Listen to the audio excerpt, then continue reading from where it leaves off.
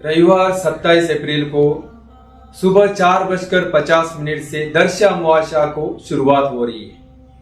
ये अमावस्या 28 तारीख रात को 1 बजे समाप्त होने वाली है। दर्श अमावस्या का एक विशेष महत्व है। जिन लोगों को पितृदोष है, जिन लोगों के कुंडली में काल सर्प योग है, उनके लिए तंत्र विद्या में कुछ उपाय बताए गए हैं। अगर आप उस उपाय को करते हैं तो पितरों की कृपा दृष्टि आपके ऊपर बरसती रहेगी और आपके पितरों का आगे का जो मार्ग है वो भी प्रशस्त हो जाएगा। हम देखते हैं इस दर्श अमावस्या को क्या कर सकते हैं।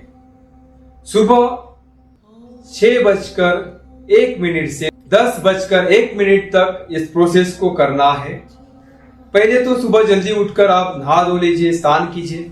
उसके बाद आपका रूटीन जो पूजा है घर की वो कर लीजिए। उसके बाद स्वच्छ कपड़ा परिधान करते हुए एक बेल फल को लेना है। उस बेल फल को आप पहले ही घर में लाकर रखिए। उस बेल फल को 2 इंच का एक खड्डा कीजिए। उसके बाद आप जो रोटियां बनाते हो घर में, जो आटा है रोटी बनाने का, उस रोटी बनाने के आटे को गूंथना है और उसके अंदर शक्कर मिक्स करना है और आटा और शक्कर मिलाकर एकजुट होने के बाद वो जो शक्कर मिक्स आटा उस बेल फल के अंदर भरना है और उस बेल फल को आपका जो घर का एंट्रेंस है वहां से राइट साइड से अंदर शुरू करके हर कोने में उस बेल फल को लेकर घूमना है। घूमते हुए ओम द्राम दत्तात्रेयाय नमः ओम, ये दत्तात्रेय जी का जो बीज मंत्र है उसका उच्चार करते रहना है।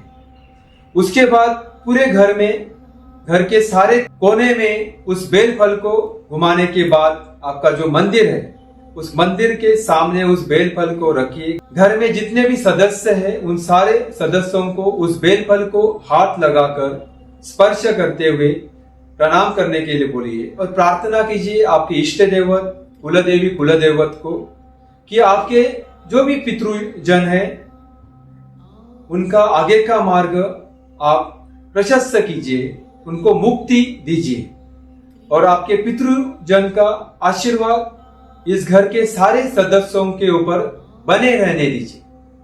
उसके बाद एक लोटा लेना है, उस लोटे में पानी भरना है। जल से भरा हुआ उस लोटे के अंदर काले तिल 2 चम्मच डालने हैं और उस काले तिल मिक्स किया हुआ पानी से भरा लोटा लेकर और वो बेल फल को लेकर आपको घर के बाहर जाना है। जाते समय हाथ में एक चाकू या सुरी लेकर जाइए। घर के आजू बाजू में जहां भी पिंपल का पेड़ रहेगा वहां तक जाने के बाद पिंपल के पेड़ के नीचे एक खड्डा खोदिए। उस खड्डे में पहले उस काले तिल मिश्रित जल को डालिए।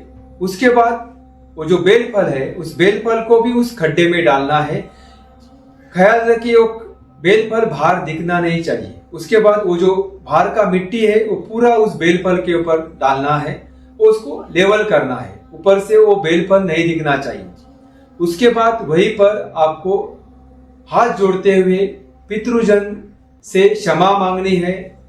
अगर आपसे गलती से जाने अनजाने में कुछ भूल हुई है तो माफ करने के लिए प्रार्थना कीजिए और पितरों को प्रणाम करते हुए बोलिए कि उनकी कृपा दृष्टि आपके ऊपर बने रहने दीजिए और भगवान से यह भी प्रार्थना कीजिए कि पितरों का आगे का जो मार्ग है वो प्रशस्त कीजिए, उनको मोक्ष की तरफ लेकर जाइए। उसके बाद आप घर आ जाइए। घर आने के बाद स्नान कीजिए और आपका रेगुलर रूटीन कर सकते हैं। उसी दिन शाम को 6 से 8 बजे के बीच वापस एक मिट्टी का दिया लेना है। उसमें तिल का तेल डालते हुए उस तिल से तेल का जो दिया है वो दिया आपको वापस पिंपल के पेड़ के नीचे जाकर प्रज्वलित करना है और प्रार्थना करनी है और प्रभु से बोलना है कि हे परमात्मा, हमारे पितृ जन को आप मोक्ष की तरफ लेकर जाइए। हे परमात्मा, आपकी कृपा छाया हमारे ऊपर रहने दीजिए और हमारे जो पितृगण हैं उनकी भी कृपा हमारे ऊपर रहने दीजिए। उस दिए को वही छोड़ दीजिए, वापस घर आइए। घर आने के बाद आप वापस स्नान कीजिए। इस दिन आपको सात्विक आहार लेना है। ज्यादा से ज्यादा मौन रहने की कोशिश कीजिए। घर का जो वातावरण है आनंदी रखिए, समाधानी रखिए घर में। देखिए उसके बाद आपके घर में सुख शांति का वर्षा होगा। आपके जीवन में जो भी प्रॉब्लम्स है, क्योंकि अगर पितरों का साथ नहीं रहेगा तो आपके जीवन में क्लेश कष्ट उपस्थित हो जाते हैं, फाइनेंशियल प्रॉब्लम हो जाते हैं या बीमारियां इंटर करती है। तो अगर ये उपाय दर्श अमावस्या के दिन आप करते हो तो आपके जीवन में आनंद और शांति बरसती रहेगी। शुभम भवतु।